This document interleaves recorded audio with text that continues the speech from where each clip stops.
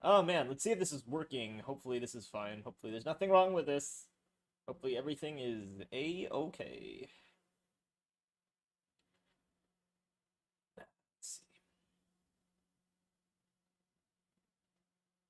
Oh, it's been recording. Wow. God dang, I didn't think it would. So I did a little fixing to my microphone because usually it's not the best. Hopefully it's a little better right now. The screen is weird. Why did it do that? There we go. That should be a little better. That should be a little better. Hopefully it sounds a little better. Let's go hear myself.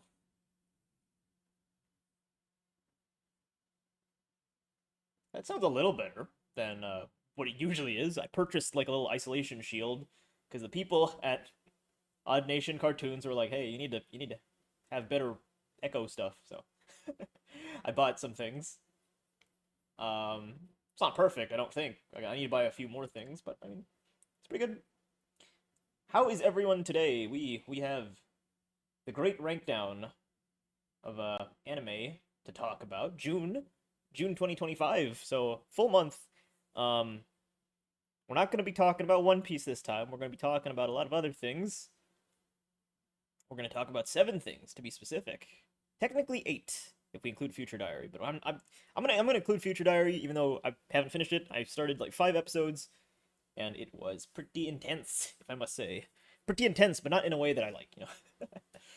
So, you know, we'll see what happens. See what happens. What is this? I got a notification. Who messaged me? Oh, another episode of One Piece has aired. Very cool. Very, very cool. Very, very cool. We're just gonna chill for now. You know, it's a Wednesday in the old US of A, so I don't expect too many people, but that's okay. Not really expecting many people. Man.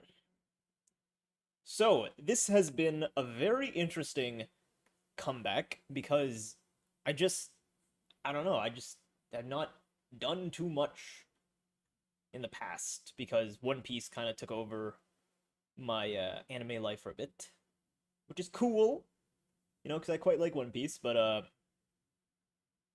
haven't had a whole lot of free time. But in the few times I do, like going on little road trips and stuff, that's when I binge watch stuff. Hello, Amaru, welcome to the stream. I'm just stalling for now. You might notice the list is a little different because, you know, I was using an 11 base list, I guess, and I don't know, I guess I kept on showing it to people, and they kept on getting confused as to what an 11 is, what a 4 is, right? Like, because your brain doesn't really work like that. Your brain works, like, in base 10, you know, 10, 20, 30, 40. You're not really thinking in 11s, so I figured might as well just change it to base 10. So, as you can see, this is the list. I'm not going to read all of them, but, yep, this is basically a more accurate reflection. Because things that were like a 4 or like a 5 to a 7, they were like interchangeable, honestly. But now that like the list is smaller because there's like one less number, it feels a lot more accurate, you know? It feels a lot more concise. So that's good. We like that. 11 is a stupid number to rank things. Yeah, that's look, I liked it for the memes, but I mean, like it was starting to confuse people, so I just, you know, now it's 10. That's out of 10. So the first show we're going to talk about, the first show that I saw post One Piece was a show that my good friend Benji recommended, the Tommy Galaxy. And it's a show about this guy who lives in a little box. And he likes this girl. So he does everything he can to, like, impress the girl, basically. And I'm skipping a lot of details, by the way. I'm not going to, like, summarize the whole thing. But, like, and the whole thing, spoilers, big spoiler, minor spoiler, is a time loop thing where it's like what if I was in the drama club, or what if I was in the film club, you know, what if I was in the pottery club or the music club, or what if I was a mailman, what if I was a pilot, what if I was in the religious club or whatever, right? So it shows all the different like alternate timelines of like him meeting this girl and getting to know her, and it always fails because he's trying too hard. He's trying to beat the odds. You know, maybe he has a bit of OCD. He tries to like, overcomplicate things that don't need to be overcomplicated. Um, and because he kind of puts himself front and center, everyone else kind of suffers for it because like he has pretty distinct main character syndrome. And I kind of like that because I think my big problem with like time loop stories or even quote unquote like battle shonen like chosen one stories is that they can kind of come across as power fantasy sometimes. And like that's fine. We all have our little power fantasies, right? We all put us, I like to pretend that I'm a psychic with pink hair, right? Like I get that. But I guess sometimes some shows are a little too like transparent with it, and I don't like that. Especially if it's like a male power fantasy. I think like I'm a male myself, but I think like if it's like a female power fantasy, then it's fine, right? But if it's like a male one, then I'm like, I don't know, right? Class of '09 is one where at first I thought it was like a female power fantasy, where it's like a girl gets to say "fuck you" to her classmates. I'm like, okay, that's fine. But then I realized a man wrote that, and now I'm like, ooh, that's kind of iffy. Anyway, that's not the point. That's not the point. The point I'm trying to make is that the show kind of dissects that, and I love that because it's about how like sometimes if you push too hard, try to beat the odds, sometimes the answer's easier than you think. Right? Sometimes the whole world is out there if you're willing to leave your little tatami room. And I don't know. I think that's pretty good as like a recent college graduate. I think that's a very nice message to know that like outside our bubbles, there's a whole world out there that we don't know. I think that's cool. I like that. I think this show, and this is gonna appeal to people who like Amori. Tatami Galaxy is basically Amori. He's a hikikomori. And the show like has very postmodern like real world, not real world. Oh, its animation sometimes includes like real backgrounds, I guess, kind of like the Amazing World of Gumball, kind of like Omori. And that's really cool. That's like very unique. I think the animation style is very unique. This might be the fastest show in terms of dialogue. Like, I thought like Psyche was fast. Like I mentioned him twice already, but like I thought that was fast back in the day. But like this is extremely fast. Like I could not watch this at 2 times speed. I had to watch this at normal speed because the dialogue was like extremely quick and very quippy, very good. There's no dub, so this was only in sub, and I can kind of understand why. It's very Japanese. I feel like the first like episode, you might be like, this doesn't work, but then like once you realize it's a time loop show, it's like okay, like I can kind of see what they're going for. It's pretty great. It's pretty. I quite like the show. Power fantasy dissected by time loop. Is this reason? kinda. I don't know. I don't like it when shows do that. Like I can't name any off the top of my head, but I do know that some shows do that, where it's like it's a guy and it's like, oh, I could have asked this girl out in so many different ways, and then I don't know, he gets his way, he gets the girl with the time loops or whatever. Not necessarily time loops, but just like I don't like when it's obvious the writer has unfinished business in their life and they're projecting it to their characters. I'm like, I don't like that. I don't know, maybe some people do, but I don't. Anyway, yeah, Tatami Galaxy. I don't know, it's Amori, but anime. I want my friend Benji to play Amori now. I think he'd like it because it's very similar, except like not Japanese. Tatami Galaxy 9.1. Very nice 9.1. Lots to dissect there. It's also it also kind of has the Back to the Future slash Haruhi Suzumiya thing, where like everything kind of matters, where it's like little plot points that you think are irrelevant come back later, or they get expounded on later, or like little bits of foreshadowing are here, and then it gets explained later, and I think that's so cool. I love it when shows do that. That's like one of my favorite like narrative choices is when like things are like explained later, like just random things happen and you don't know what it is, and then like in episode like 9 they explain it away, and I'm like, that's cool. More shows should do that. Feels very tight, very tightly written. When you can tell like a show, when you can tell that like a finale was written in mind when episode 1 was being written, that's cool. Like I wish more shows did that. So yeah, Tatami Galaxy 9.1. JPEG, talk about not Bungo Stray Dogs, sorry. Bunny Girl Senpai. Oh, that's right. You reminded me. I watched the movie. I completely forgot about that. And the funny story is that I watched the movie like a few days before the dub actually came out, so I probably would have watched the dub otherwise, but it doesn't matter. I really do like this movie. It's called Bunny Girl Senpai Does Not Dream of Dreaming Girl, or Dreams of Dreaming Girl. Dreams of a Dreaming Girl. In some translations, they might call it Teenage Pig. They call him Teenage Pig. I don't know why.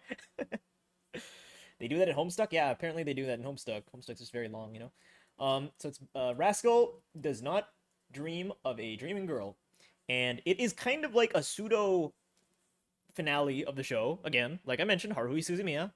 Um, and what I can appreciate is that it focuses on one of the girls that didn't get a whole lot of attention. Like she didn't even get a route, I guess, in this one.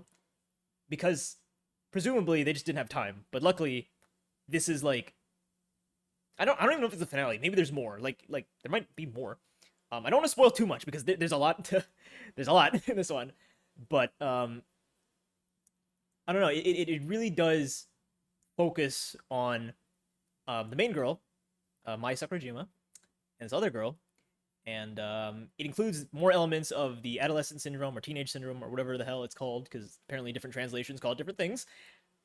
And it's just I don't know. There's just some moment that I really can't talk about this without spoiling too much. Like it's really hard to talk about this one. But what I like is that it's a whole movie that just feels in line with the show. The teenage syndrome thing was always really interesting to me, just because it's so clear what it's symbolizing. Like every single time, it is so obvious, but it's so like thought-provoking, I guess, as to how a teenager, not necessarily a teenager, maybe just an immature adolescent person would perceive growing up. And I fucking love that shit. Like I love coming of age. I love sci-fi. So when you combine those two together, it's like, it's perfect. I love that.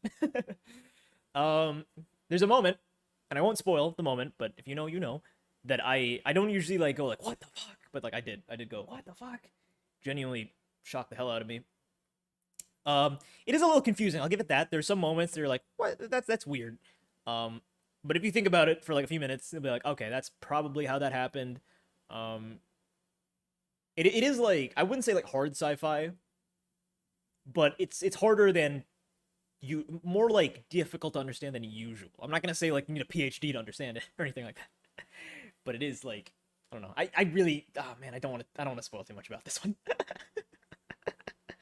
Go watch it yourself. Like I usually do a little bit of spoiling here and there, but this is one that I think is best observed blind. I can't really rank it because I did already rank it, but I think this was like 9.5, 9.4, but now it's 9.7 because of the movie. I'm counting it as part of the series. It's basically part of the series. It's not fair to like consider it separately because basically a continuation. Yeah, Benji's first not mediocre score. He did it. Benji did it. Can't believe it. God. Next we have Komi Can't Communicate, and you know, it's I was told it's mid. I don't want to believe it's mid because like the people Genesis who say it's mid, they've seen like a bajillion rom-coms, so clearly, like in their opinion, anything that's like only okay is probably mid. But I agree with him now. I think it's mid. I think he's right. I was wrong. I'll admit when I'm wrong, and I was wrong. I think the first few episodes were like, okay, I like the premise. It's about a girl who's super introverted and very shy, and like she wants to have friends, and these people want to befriend her and help her get out of her comfort zone. And I thought that was a really cool premise. But I think this show kind of goes off the rails in a way that's not like unique. It's not like interesting. It's just, but it's not like awful. It's just kind of meh. It's like that's kind of forgettable. I don't think it did anything like amazingly like unheard of. I think all of the like not cliches, archetypes that they do are done better in like literally in like two other shows here, Horimiya and Urusei Yatsura. They kind of do them better. It just felt very safe, very like this is a Netflix show and we want to distribute it to as many families as possible, including a lot of people that may not know anime, so we're just gonna be safe and whatever. It's not gonna be the most interesting thing ever, and it wasn't the most interesting thing ever. It was cute to have an introvert character because a lot of my friends, like Daniel and Noel, are kind of like that. So I was like, that's cute. I like how I can relate to this in a way that like, yeah, I have friends who are kind of super shy, and have social anxiety, but you know, I don't think they did like an amazing job. Like they didn't do an awful job. They just didn't do an amazing job either. And yeah, I don't know. What I can appreciate about the three rom-coms that actually four. I forgot about Dress Up Darling as well. Crap. What I can appreciate about like all of them is that they have a more subtle sense of humor. I feel like some comedies have very like quirky senses of humor. You know, Kaguya-sama is very, very quirky. You have to admit, it's very quirky. Or like very sarcastic sense of humor, a very corny sense of humor. These four, they felt very like balanced, and I can appreciate that because I feel like I've seen a lot of shows that are on one end of the spectrum or another, but these ones were balanced with their comedy, and I thought that was good. um, so yeah, Komi, it's fine, it's mid, it's whatever. Like I can't even say mid because like it wasn't like I feel like mid implies like bad. It wasn't bad, it was just kind of average, I guess. Average. Give it like a 4.8. How do you like that? 4.8.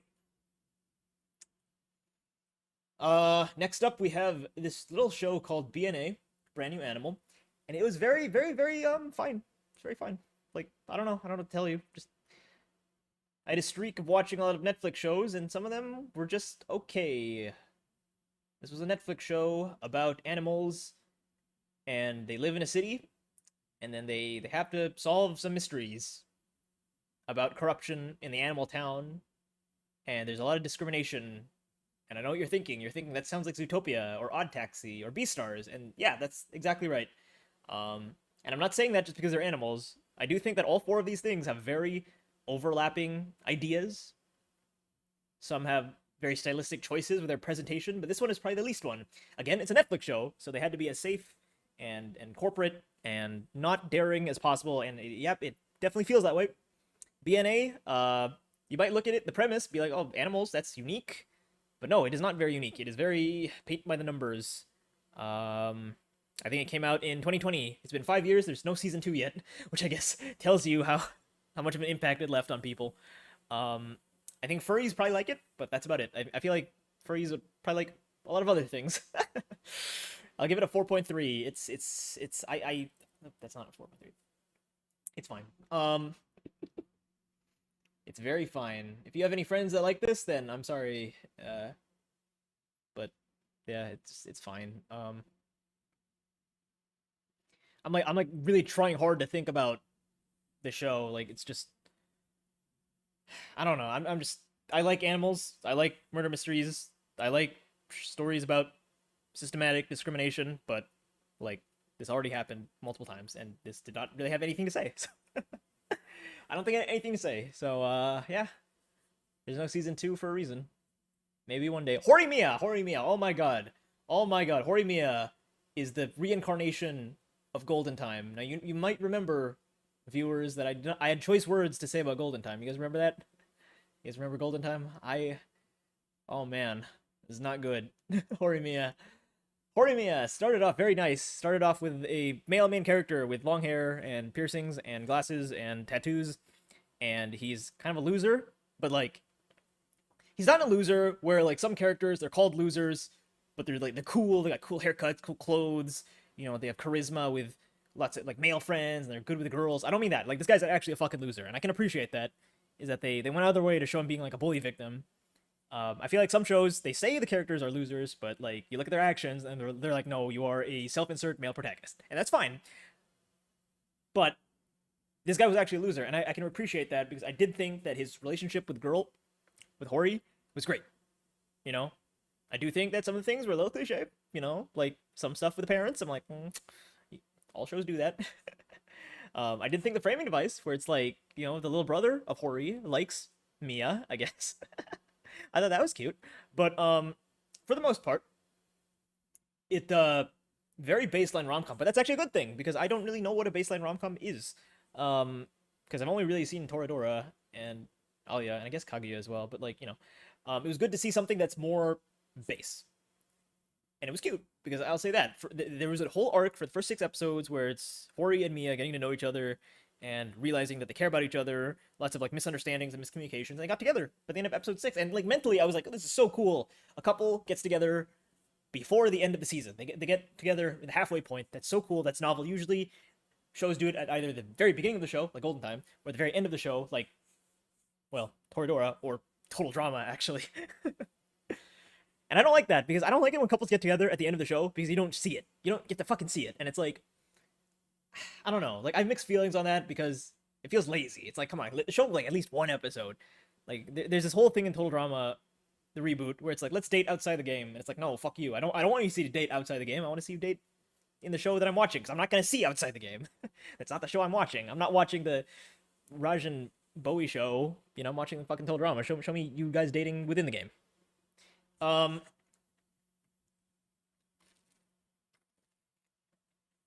Sorry, had to drink some stuff. Anyway, the reason they get together in the middle of the show is not because the creator is daring or anything like that. The reason they get together is because they speedran the show. They speedran the Hori and Mia arc, and the rest of the remaining 7 episodes of the show, focus on the side characters and their little gimmicks, and some of them get together, and some of them do wacky hijinks, and that's probably fine if you're into that, but I wasn't into that. I really like Hori and Mia. Like, I thought those two were cute. And to make matters even worse, everything unique about the guy, about Mia, they got rid of all of it. Like, they cut his hair, they got rid of his glasses, they got rid of his, like, piercings and shit, and now he's just generic male protagonist number 87. And it's like, what the frick? What the frick? You guys had something unique on your hands, and you got rid of it. You could not have that. That was too much to ask for. And that annoys me, because I thought he was, like, I'm not going to say he's the most unique character ever, because he's not, but it was something a little different. And they took that away from me. They took that away from me. Well, of course I remember your favorite rom-com.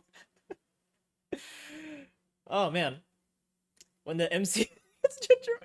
Yeah, that's basically what happened. That's basically what happened. And, you know, some of my friends, not like in GDP, well, actually River, yeah, but like, you know, other than River and some of my IRL friends, they say that Horimiya is one of the greatest rom-coms ever, and I'm like, maybe for the first 6 episodes, but like everything else is like side quests, and I feel like it's aimless. And like, I get it, like slice of life shows, comedies, romantic shows, they're inevitably gonna be a little aimless. I get that. There's no like big, you know, world-ending plot. I get that, but it really did feel like there was no direction going on. It felt like a slog.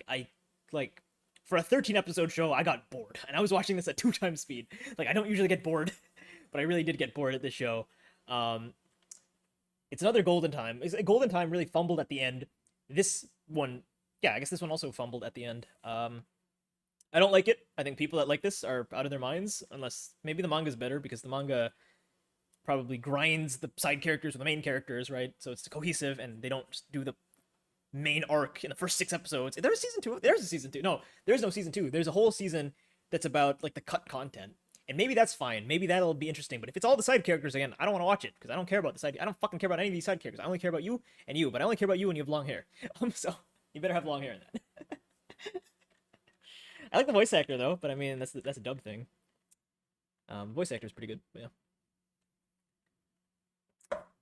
Very, very bad. Again, I said this earlier, but even if I didn't enjoy it, I can respect getting more experience with rom-coms, because I don't know a whole lot of rom-coms. Like Kaguya-sama is supposed to be like a dissection of like a lot of the tropes, like the school president preppy type and the rich boy type, and that's fine. I fundamentally get those archetypes, but I don't get the dissection within the narrative, if that makes sense. Here, Horimiya is like, even though I didn't like it, it's like, okay, at least I have some experience now, so I can look at other stuff and respect it more. You know what I mean? Like, I can understand what other shows are trying to make fun of, right? They're trying to make fun of shows like Horimiya. Super overrated. Yeah, super overrated. I like the pink-haired girl. Yeah, she's cool. Remy. Yeah, she's cool. I don't like any of the men. I only like the one guy, and then he cut his hair, and then I didn't like him anymore. God. I'm gonna rank Future Diary just for fun. I didn't finish it, but I started around here, Future Diary. It was a joke recommendation, and everyone I knew said it's not good. That's not true. Yeah, everyone I know said it's not good. Or maybe not good, just very edgy, very over the top, very, like, violent and nasty. I only saw 5 episodes, and I will continue. I promise I will continue it, because I think the premise of like a Hunger Games type thing is interesting. I'm tired of death games, but this one seemed a little interesting. It's about people who have like little diaries, little phones or whatever that can like read the future a bit, and they're in like a Hunger Games thing. And I think that can be fun. Like, it's a little different than your usual, you know, Danganronpa, so, you know, I'll take that. But I don't know. I think like the first few episodes were okay, and then a lot of nasty stuff started happening, and it's like, okay, this is a bit much.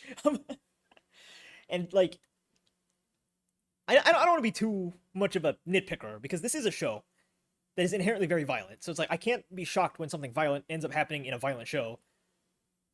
But also, like, Jesus Christ. I don't know. I'll give it a 5. I'll give it like middle of the road right now because I'm not done with it. I've seen 5 episodes. I'll give it a 5 for now. It's like that's a halfway mark. Um,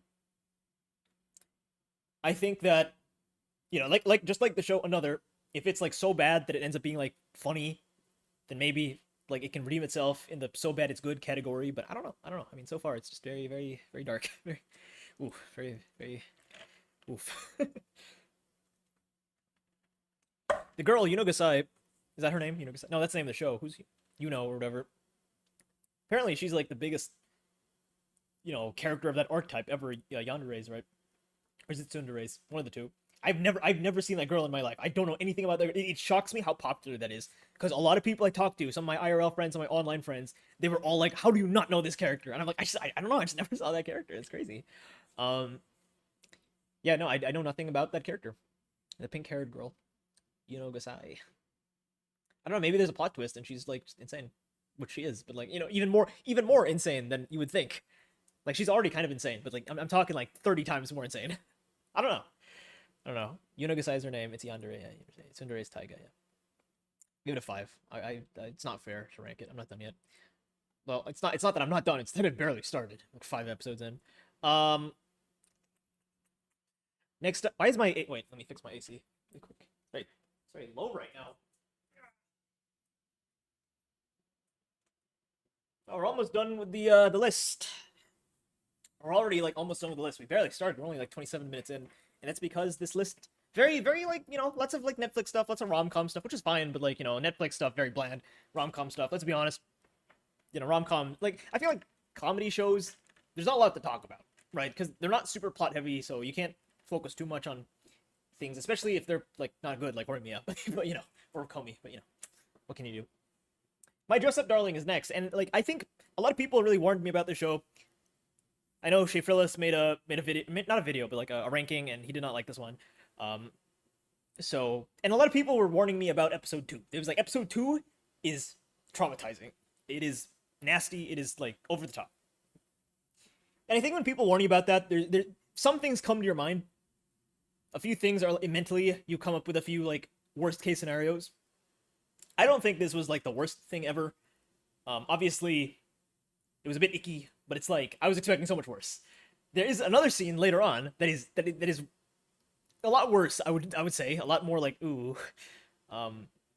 Weirdly, that they didn't warn me about that, but they did warn me about the episode 2 thing.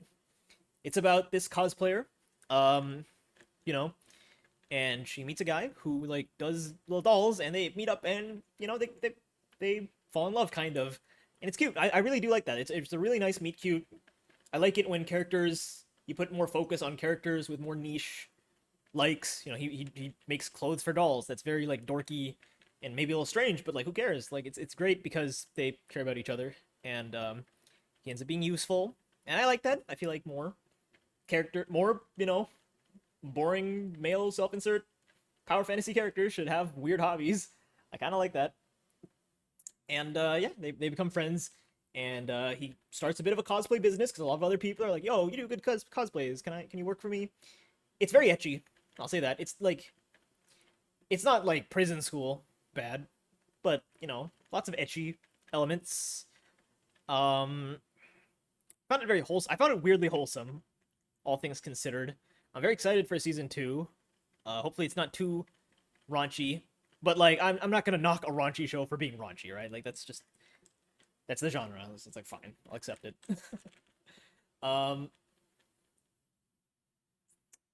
Yeah, Dress Up Darling. I did quite enjoy it, actually. I found it very wholesome, very cute. 8.3 is what I'll give it.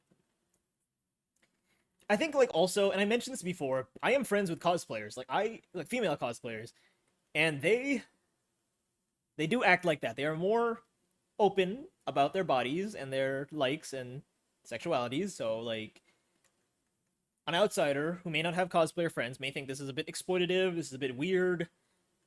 But I think naturally, if you're willing to show your body online in revealing clothing, then you'll probably be a little more open than other people, and that's okay. There's nothing wrong with that. It's not like a kink or anything. It's just that's just they're models, right? So it's like they're okay with showing their body and talking about it. So it's like okay. So I didn't like maybe someone would be like that's weird. You guys are sexualizing too much, but like I don't know. I'm like I feel like it's an acceptable like reasonable amount of sexualization. It's like that's fine. So yeah. Dress Up Darling 8.3. It's very wholesome, all things considered. Okay, 2 more shows. We're almost done. It's crazy how fast this was. Blue Lock. Blue Lock was a show that I hated, and I thought it's. No, I'm kidding. Blue Lock was made with a lot of love. I can tell that a lot of care went into it. The characters are like okay. Some of the writing was like not the greatest. Like you could see some of the flaws that plague JJK. I do wonder if it's like a modern thing where like now that a lot of oh my gosh, I checked earlier, like these writers were like born in like the 90s, the mid 90s. I'm wondering if it's a thing where those writers have a harder time creating characters. It's like a millennial thing. I don't know. Because I know JJK also suffers from that. But a lot of care and love went into the sport, and it has elements of the spoilers. It's kind of like a death game, but not really, because like no one dies. But they're trapped in a building. They have to do this thing. They have to do games for the enjoyment of the host.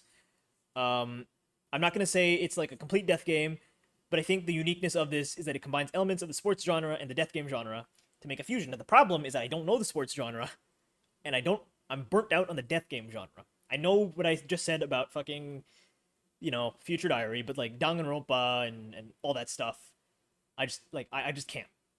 Like a lot, like Miranda and Genesis are really into it right now, but I'm the opposite. I'm like I've been nonstop Danganronpa for like 10 years. I don't want any more. Just stop. I want to break from it.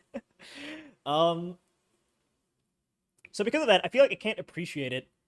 Like I can watch it and probably think it's like okay, but I can't like appreciate it or see what the fans want, see what Benji and Daniel, my friend Benji and Daniel, would want, and it's like okay, like I don't want to watch a show if I know that I can't understand it. If like I can see what they're going for, but I can't like my experience as a viewer is harmed because I just don't quite get it. And because of that, I'm putting it on break. I'm not gonna rank it right now. Like, if I were to rank it now, I'd give it like, like a 7. It's fine. But I like I'm 9 episodes. No, I'm like 10 episodes in. It's not fair to rank it. I do think, for the most part, it's only good, not great. It's like a 7. It's like I appreciate it enough. And I wonder if it's like I would appreciate it more if I knew more about the sport, or if I would appreciate it less if it's like, oh, this is cliche, this is kind of boring. I don't think there's any The problem is that like none of the characters really stand out to me. But I wonder if it's because I just don't understand sport archetypes. Like they do like the sad backstories and stuff, and like sad backstories. That's just for any show ever, right? But because a lot of them are so like intertwined with what it means to be like an athlete, I'm like I just don't understand. I'm sorry. I'm sorry. I don't get it. Dress Up Darling is wholesome. Sports, my favorite genre. Yeah, you love sports. You watch. Yeah, Maru is like the biggest fan of like Haikyuu and Prince of Tennis and all that stuff. So yeah, Blue Lock. I don't know. I mean, right? I give it a 7 right now, which is like not like as high as many people think, but I feel like many people are men, so maybe that's why the results are so skewed. I don't know. I don't know. Maybe there's some women out there that really love sports. I don't know. I haven't met them, but they might exist. They probably exist. Finally, for the last one of this list, Urusei Yatsura. And I think for me, I've really been looking for a show that really embodied the Psyche K kind of humor, where it really deconstructs a lot of anime archetypes. And this show did that. This show is also very unashamed to be anime. And like granted, this might be because I came off from Netflix, like all these Netflix shows, and then kind of Blue Lock, where the shows are kind of ashamed to be anime. They kind of hide their more Japanese, like over the top manga origin elements. And this show does not. Like this show will have like some shots where the characters are like, manga color. They're like gray and they have like little dots on them. Some of the action will be like stuttery. They'll have like little like the comic sound of, you know how like in the superhero comics like splash splat, like they would kind of do that, but in Japanese. Um, like the colors. Okay. Granted, this is only like the first few episodes, but like the colors would be very vibrant and comic booky, and I just kind of love that because like I feel like a lot of things don't do that anymore. They kind of hide their origins as like Japanese comics basically, and this one like because it's a remake, maybe not a remake, but like a yeah, I guess a remake of like something in the 80s. They like had to modernize it a bit. I've never seen the original, so maybe there's some context missing. But I feel like they modernized it in a way that it feels very like standalone. Like you don't need to watch the original to get it. It feels very like they adapted it well to the modern day. And some things don't do that. Some things don't do that. Torama, for example. I don't like off the top of my head. I like. I mean, I guess some people argue Fruits Basket. Some people argue there's another one that had a remake recently that people didn't like. I don't remember what it is, but you know, I feel like this. Like again, I haven't seen the original, but Kino's Journey is another one where the modern version felt very sanitized, very like clean, very made for all audiences. Here, I feel like it still had a lot of the Japanese like things. Like there's a few like tentacle jokes which I was like shocked by, you know. Um, and like I don't know. Again another. This is another show where I feel like there was no strong like comedy voice, and I like that. That's actually a good thing. I don't like it when a show is overly corny or overly quirky or overly overly sarcastic. I'm biased to because I'm also kind of sarcastic. So like sarcastic or like overly like I don't even know how to describe it, but overly like One Punch Man, where the joke is like okay, oh okay, wow, that was cool. How like I don't like that stuff. Nonchalant, I guess nonchalant's the word. And this one felt very like balanced, I guess. I don't know. Um, and I love that. I love some of the side characters. Usually, like in these shows, like Horimiya is a good example, where like the side characters I just did not care for. Here, I quite like some of them. Some of them are great. I mean, Lum's a main character, but Lum and Ataru is such a fucking scumbag. I wouldn't say it's over. I wouldn't say it's too unique, but it is kind of funny how self unaware he is. How he's just a massive like pervert and nothing goes his way, and I kind of love that. Lum, Shinobu. I forgot the guy's name. Nendo. Like, I kept on hearing Nendo because Psyche, but like, is that his name? Nendo? I don't remember. Like, he was like this like pretty boy.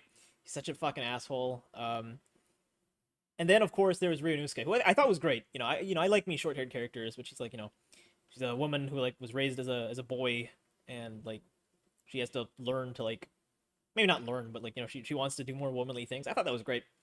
I don't know. I love rom-coms. I love sci-fi, and so a sci-fi rom-com is like yeah, that works. It felt very like this is such a weird thing to say, but like it felt very like Powerpuff Girls Z. I don't know if you guys have seen that show, but there's this show called Powerpuff Girls Z. It was on Cartoon Network. It like even some of the animation looked very similar. I wouldn't say it's inspired by it, but that's what it reminded me of. I watched this when I was like really young. It was kind of like this style, I guess. Okay, like this style if it was like 15 years in the future, but like I don't know. I like that. I like that it was just so unashamed to be anime, and I love that. Men love sports. Yeah, that's true. I realized men love sports. Food for thought on 2003. Oh, that's a good point. I forgot to mention that. 2003 Kino's Journey. I'm not gonna say it's like worse because it's like fundamentally it's the same stories, right? It's the same like type of fables. Just like the animation is a little older, and they were less afraid to be more raunchy and dark with their styles, their settings, their stylistic devices. That's not to say the 2017 version is bad, but it does feel like watered down, PG, it's holding back. And I think there is something about like early 2000s animation that feels eerie. Like I would say 90s animation feels classic. 2010s animation feels a little like plasticky. 2020s is hard to gauge because like that's where we live right now. So I can't it's a bit harder to judge it right now. I would say corporate sometimes. 2020's animation feels corporate. 2000s animation feels eerie.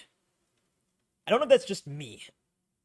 Like, there's something so, like, creepy about it. Like, I look at 90s shows like Great Teacher Onizuka or Hajime no Ippo or Cowboy Bebop or Trigun, and it feels like classic. But then you move like a few years later in the 2000s, and everything feels like kind of creepy. And I kind of like that. That aesthetic fits Kino's journey than the plasticky, oh fuck, the plasticky like 2010s animation styles. I'm not saying that for every show. I'm not gonna like put them all under an umbrella. There's exceptions to every decade, but like that's just the overall vibes I get, you know. And I think that helped a lot, Kino's journey. Whereas I don't think I even moved it in the ranking because like it is the same story just under a new coat, or maybe no, not a new coat of paint, like an old coat of paint. And you know it was already ranked high, so like, you know it's fine. Like, you know, where is it? Where is it? Here it is. It's like 9.5. It's still 9.5. But Urusei Yatsura, not Nendo, Mendo. That's right. I kept on hearing Nendo. I don't know why. I don't know. I watched 23 episodes in like a day. Yeah, I watched 23 episodes in a day, so clearly I liked it. But yeah, that's the problem with comedies. Like, there's not a whole lot to talk about because there's no plot. But yeah, no, I thought the bits were pretty good. I liked space stuff. I like aliens. It's pretty great. I like, you know, I can't say the world building was amazing, but like, you know, there was pretty good, like, you know, different planets and stuff. They go to space a few times. Backstories of like Ran and Lum. Thought that was good.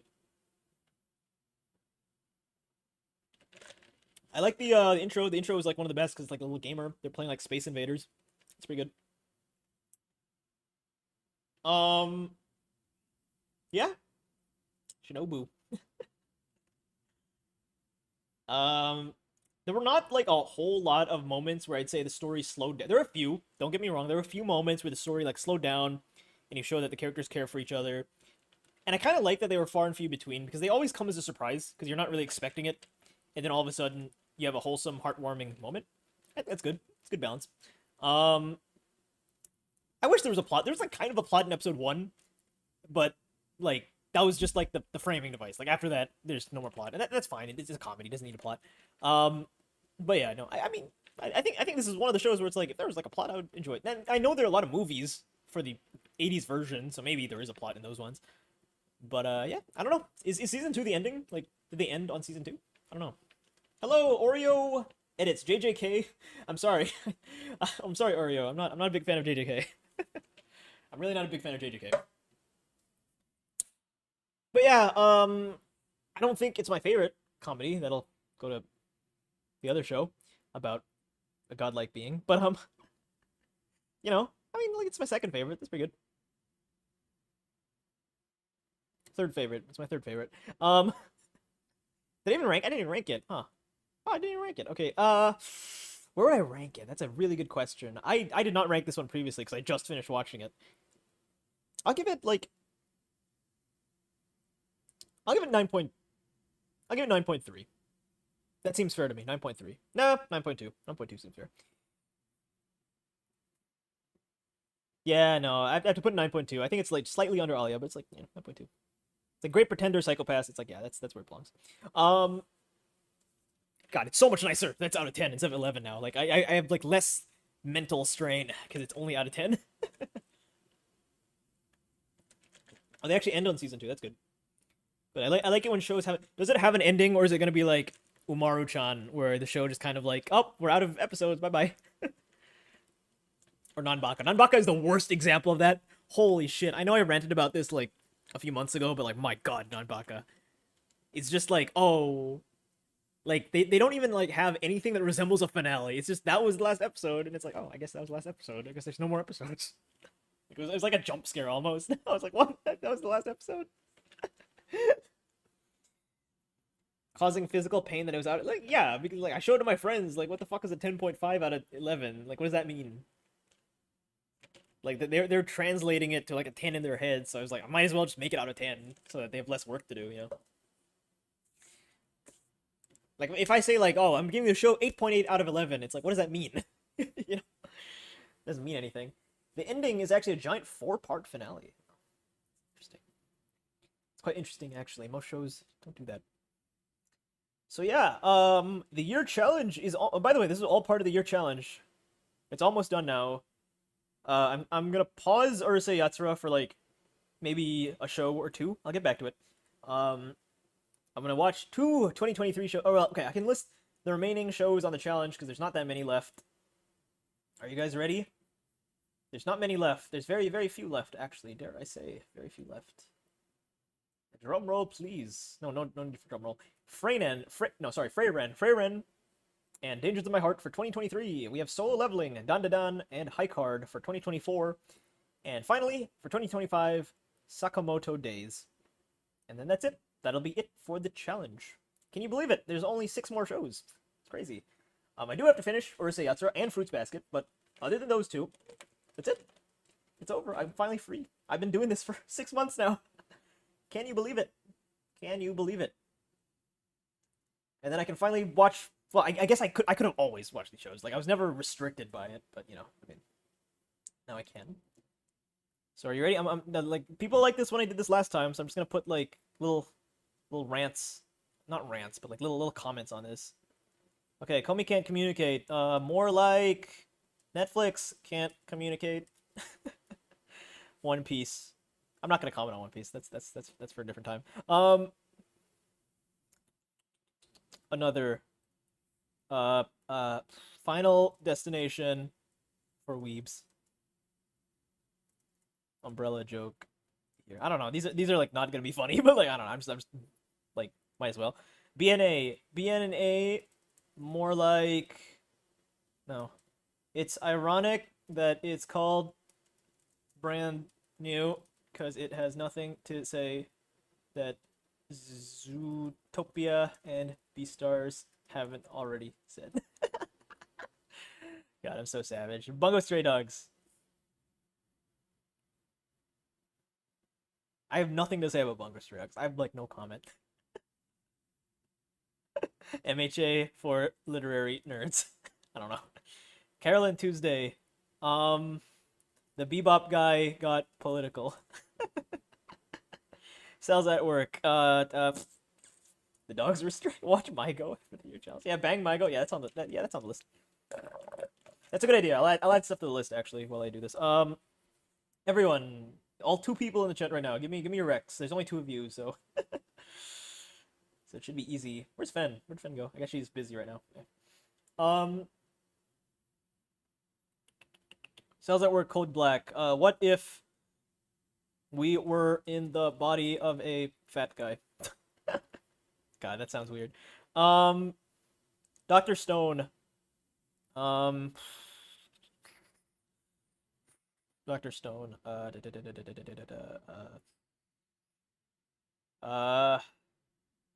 Main character is Matt Pat. Also gone. I would say fuck you, Gone, but that's mean. Because he kept on recommending the show and no one wanted to watch it, but then I watched it and I was like, it's actually pretty good. Main character is Matt Pat. Also,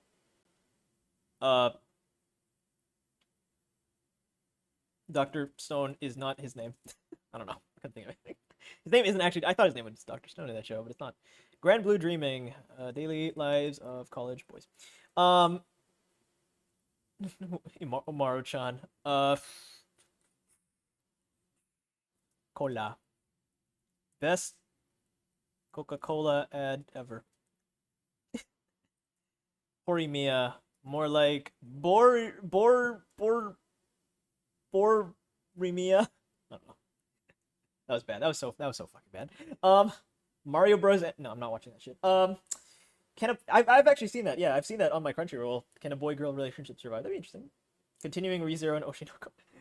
Continuing Oshinoko seems a bit like wrong because I only saw one like movie, but yeah, that's technically a continuation, I guess.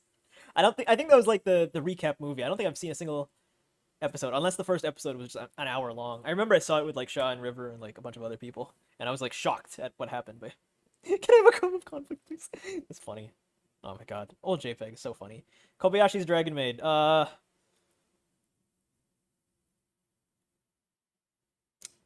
don't know what to say about the show. I don't want to get in trouble. Kobayashi's Dragon Maid. Not as bad as people make it out to be until they introduce the little boy. Yeah, let's go with that. The breast gets slowly becoming Jenny. What does that mean? What does that mean? Oh, okay, no, for Dragon Maid, yeah, that's what that means. No, it's fine. Noragami. Nothing, literally nothing to talk about. look. I want you guys. If you haven't seen Origami yet, I want you guys to watch that show and try to talk about it. There's nothing to talk about in the show. Like I know sometimes I exaggerate and I say that there's nothing to talk about, but there really is nothing to talk about with this show. Like you'll watch it and be like, that's fine. And then like apparently it's Ben not Benji the guy in the server. Benji Disventure Camp, that's his favorite show. And I'm like, why is that his favorite show? You just Googled like anime from 2014 and Noragami probably came up and then you put it in the show and it's like there's nothing to talk about. Why is that Benji's favorite show in Disventure Camp? I like Hiyori Iki. God. Hiyori Iki. Yeah, okay, the girl's cool. Yeah, the girl's fine. You know, the guy's also Yato, he's fine, but like, you know, it's like I don't know. There's fine. Occultic 9, Steins Gate, but for Danganronpa fans. That's not even that accurate, but I'll put that there anyway, 'cause it's funny. Rascal Does Not Dream of Bunny Girls. Don't be fooled. There are no bunnies, but it's still a good show. Samurai Champloo, Bebop, but it's not. Let's see. Cartoon Network called It Wants Its Aesthetic Back plus Bebop.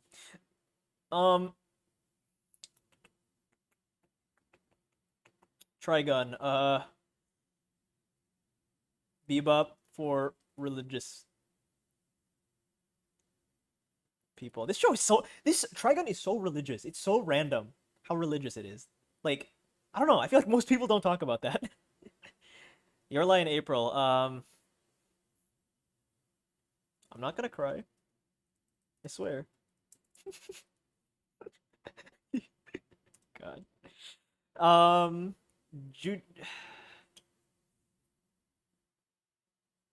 Basically the anime version of the totally cool epic DCAS rewrite where Gabby and Yule are the final two.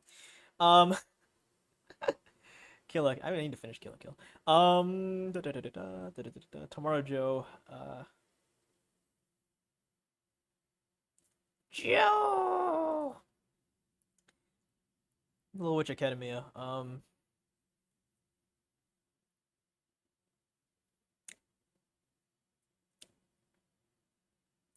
I don't know what to say, but I need to watch that show again. Wait, why did I put Probably Good here? I've never seen the show. Why did I put Probably Good here?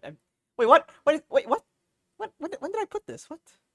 I've never seen these shows. Why would I? Okay, whatever. Blue Lock.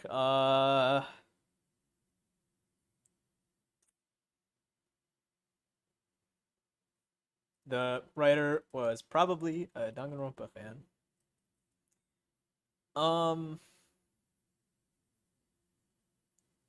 That's about it, right?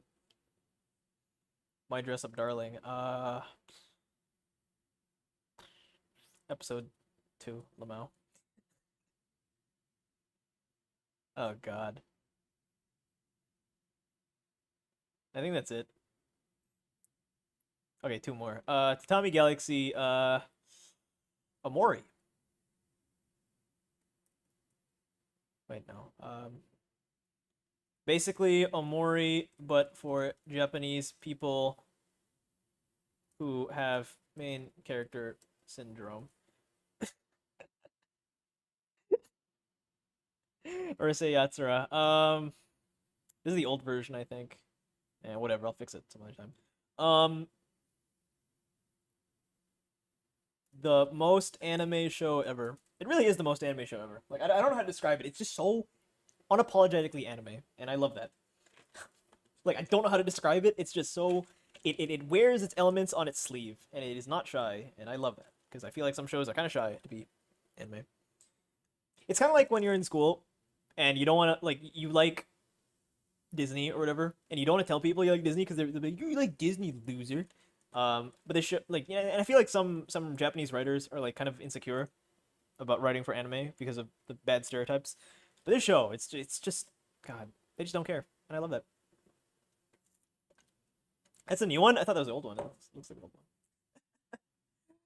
Oh, man. Well, I'm gonna read off the list. I pinned a list earlier of things that I'm gonna watch after this is done, after the year challenge, and there's only 6 more shows, so it's almost done. And the shows I wrote are JoJo, JoJo's Bizarre Adventure, Bocchi the Rock, Gurren Lagann, World Trigger, Rent a Girlfriend, Banana Fish, Neon Genesis Evangelion, I think that's how you pronounce it, Black Lagoon, Vinland Saga, Charlotte, Space Dandy, and Monster. Very, very good lineup of shows. Nothing like no like super modern shows, but like that's what I'm doing right now. I'm watching like the modern shows, right? I'm watching the 2022 to 2025 shows. Oh, there's another one that Noel recommended me that I want to try out, and that might actually be the last one on the year challenge. It's called the Summer Hikari Died or something like that. The Summer Hikari Died. That seems interesting. I haven't seen a Noel rec in a very long time. Oh, Tower of God. Actually, I'm gonna add that. Actually, Tower of God. I don't know what that is, but I've heard that it's like based on a webcomic, and that might be cool. Crap, there's another one. I forgot what it's called. There's one link click. That's the other one. I'm gonna add that as well. So yeah, that's gonna be fun. What kind of sicko recommended you rent a girlfriend? I think Fen did. But yeah, yeah. I'm gonna do it. I don't know. Like, I want to do a tier list of like all the shows in the year challenge, but that's a lot of shows over the course of like 6 months, and I feel like I don't remember a lot of them that well. But I could probably do like a tier list video, just like briefly rambling on some of them. Talk about my favorites, what my favorite year is. Actually, I can do that right now. Let me pull this up. So here's my tier list. Urusei Yatsura was a 9.2. 9.2. Blue Lock was like a 7 for now. Not a very fair 7, but 7 nonetheless. Future Diaries a 5.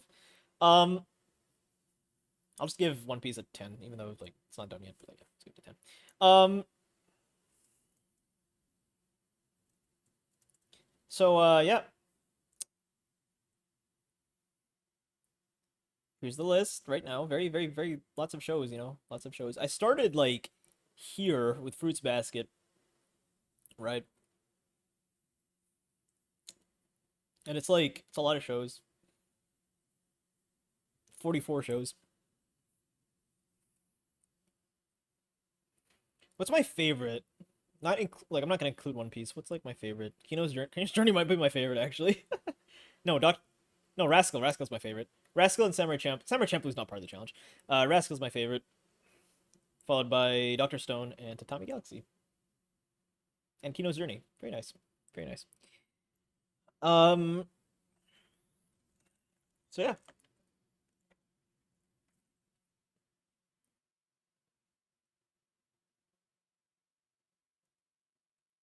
There we go. Oop. Yeah, there we go. Oh wait, what? Something's doubled up. What doubled up? Something. Oh shit! Something doubled up. Dress Up Darling. What doubled up?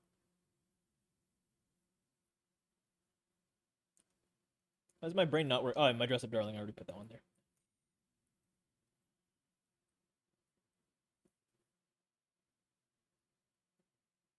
But yeah, I'm counting that as a me win because I'm a #1 Rascal advocate. Yeah, Rascal's pretty good. I feel like again, it's the title. I have recommended Rascal to some people on my other server, and they don't want to see it because they think it's like a kink show with like rabbits and stuff. Because that's a joke. Because I like rabbits. It's a joke, by the way. And they think it's weird, and I'm like, no. Like there's like the rabbit girl appears for maybe like 15 seconds in the whole show. Okay, maybe a minute in the whole show. Like it's not a big plot element. It's just part of the title. I do think like if I were to watch or read any light novel, if I were to read any light novel, it would probably be that one. Like I don't know what it is. I just like the sci-fi elements. I like the teenage like not analogy. What's the word I'm looking for? The not symbolism. Not analogy. Fuck. What's the word I'm looking for? The teenage like. Fuck. What's the word I'm looking for? It's not symbolism. It's not analogy. What is it? Not metaphor. Illusion. It's not illusion. Word for that isn't symbolism, illusion, analogy, or metaphor. Fuck. What's the word? Parallel? It's not parallel. Ah, crap. I don't know what the word is. Ah, this sucks. I have the word in my head. I just don't know what it is. Allegory. Allegory. That's what I'm looking for. Allegory. And remember, like, one of my favorite games is Virtue's Last Reward, and like, I'm not gonna say it's super similar, but I feel like the character study where it's like every character has something deeper, and you meet them at first, you're like, oh, that's fine, and then you learn about like their deeper lore. It's like I fucking love that shit. Anything like Haruhi Suzumiya also, any show that has like the elements of Virtue's Last Reward, where it's like not everything like there's more than meets the eye. I fucking love that show. Like I will give it like an automatic like 9 or higher if it has like VLR elements. I'm trying to think. There was another show that really had VLR elements that I loved. I forgot what it was. I don't remember what it was. I think it was Rascal. Occultic 9 kind of. But, crap, what was it? There was another show. Durara kind of. I wouldn't say it's like a strong thing, but it's there. Not Code Geass. Oh crap, I think it was Rascal, huh? Well, yeah, and Suzumiya. Haruhi Suzumiya was another one. Don't remember what it was. God damn it. Maybe classroom related, but like not really. Madoka Magica, like actually, Madoka Magica does do that as well, but like you know, I was a fool. I was a fool back then. Now I'm smart.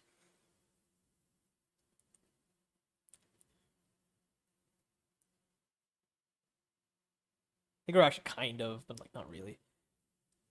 Yeah, I guess it was Rascal, huh? Yeah, season 2 of Dress Up Darling. That's like coming out like in like a few weeks actually. It's crazy. Hello BlackRock, welcome to the stream. I'm about to end. I'm just rambling right now because I don't want to end. I don't want to say goodbye. If you have a show to recommend now or forever hold your peace. Forever hold your peace.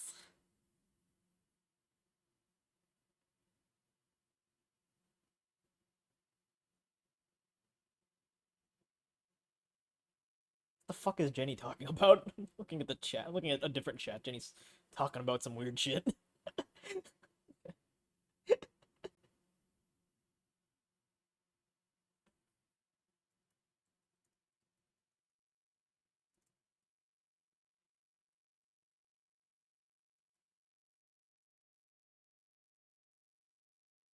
Okay, yeah, boy, oh, yeah, good idea, boy, girl. Boy, girl.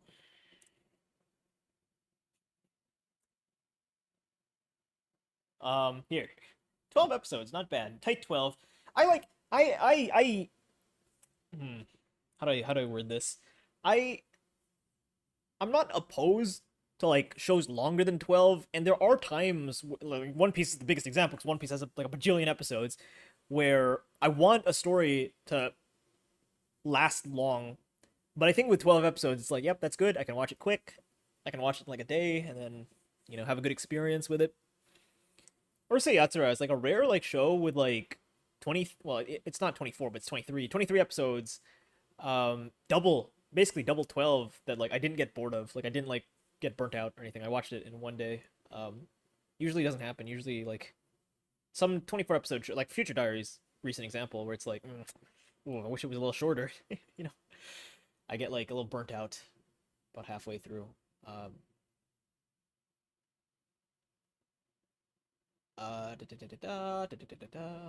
Anime chats. Okay, wait. I'm just gonna quickly add the stuff on the soon to watch list. JoJo is it's already there, but like there's multiple fucking. I'm gonna rank them all separately because I think if any show is gonna be ranked separately, it is gonna be JoJo. Just because I know that it's like different protagonists in them. Bochi's already there. Gurren Lagann's already there. I'm pretty sure. Yep. World Trigger is not 73. Jesus fucking Christ. I'm not like like I said, I don't mind, but like Jesus, I didn't think they would be that long. Rent a Girlfriend. They better be worth it because like I don't like no one on the server knows about it. I don't think. Rent a Girlfriend is like 3 seasons. I think it's like 36 episodes. Banana Fish is already there. Neon Genesis is already there. I'm pretty sure. Yep, already there. Black Lagoon. I heard Black Lagoon is like Bebop-esque, and that's what I like. It's only 12 episodes. What? Oh, I guess it's 24 episodes. Vinland Saga. That's one of what's her name? What's the girl's name? Crap, what's that girl's name with the R? Her name's R, and she's like a doctor. I forgot her name. That's one of her favorite shows. That's a joke, by the way. I know her name. Um, Space Dandy. I didn't even add it to the list. That's crazy. Why did I not add that to the list? Monster. I think you mentioned this in Mario, but I think that'd be a good idea if we made a list of all our favorite shows. Where the frick is... I think I already added it to the list, but like, where the frick is Monster? Here, Monster. There it is. Tower of God. And last, but certainly not least, Link Click. What's ONA? What does ONA stand for? I don't know what that means. What's ONA? It's Chinese. Yeah, it's Chinese. Either this girl will annoy you as much as Golden Time, or join me in the people hate... Wait, join me in the people hate on the show because they dare make the characters flawed club. Oh, God. Okay. I know you haven't seen Golden Time, but I want to specify. I want to specify why I don't like that girl. Why I don't like Coco. Okay. Because they date. Coco and the main character, they date in episode 1 of the show. And the whole time, I thought the whole moral of the show would be like, this girl is toxic. She's not for me. She constantly is selfish. She abuses me. She's like really rude. And like the real girl was there the whole time, and she was like, you know, in the background supporting me.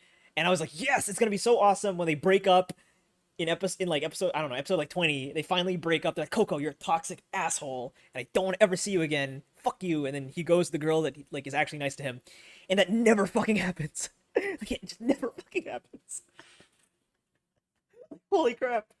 Like, I don't know. I guess like mentally I was just preparing. In my head I made a storyline. Like, okay, this is not the show's fault, but I guess mentally I had like a storyline in my head that I thought they were gonna do, and then they didn't do it. Oh my god. Oh my god. Like, I don't know. I feel like if you watch that show, most people will be like, this girl has no redeeming quality. She's such an asshole. She's so selfish. And this guy's such a simp for her for no reason. Oh my god. That's not the only reason the show's bad. There's a lot of other reasons why the show's not good, but I'm gonna keep those a secret, because some of them are like, you watch it, you're like, what the fuck? It's not the only reason the show's not good, but it's like the most like funny reason, because I made a storyline in my head and the show didn't live up to my expectations, and it's like, okay, I can't blame the show too much for that, but it is kind of funny. That's not the show's fault, that's my fault.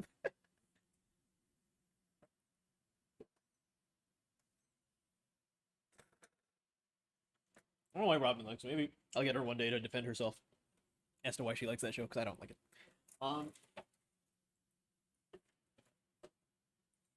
But yeah, that's all for now. I've spent a bit longer than I should have here, but that's okay. I will continue with Free Ren. And yeah, that'll be the end of that. Goodbye, everybody. Goodbye, everybody. Take care.